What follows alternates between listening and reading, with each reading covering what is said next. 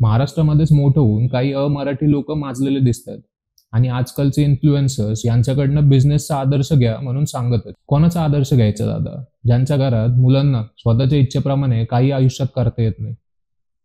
Forcefully काउंटरवर बसवलं जातं आपल्या सगळ्या इच्छा मारून. ज्या समाजातील कर्ते लोक फॅमिलीला, मित्रांना, समाजाला आयुष्यभर टाइम देऊ शकत नाही आणि सतत व्यवहारात गुंतलेले असतात. आर्मी, पोलीस, फायर ब्रिगेड यासारख्या देशसेवे निगडीत जॉबमध्ये यांचे किती लोक दिसतात. अहो ते तर सोडा, यांच्या मुलांना हे हवं ते खेळू पण देत नाही धंद्यासाठी.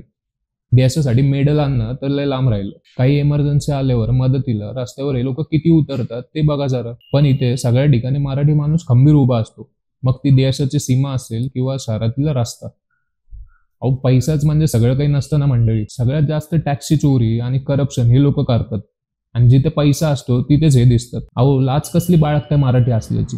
माज बाळगा. ह्या लोकांना वाटली पाहिजे खरी लाज.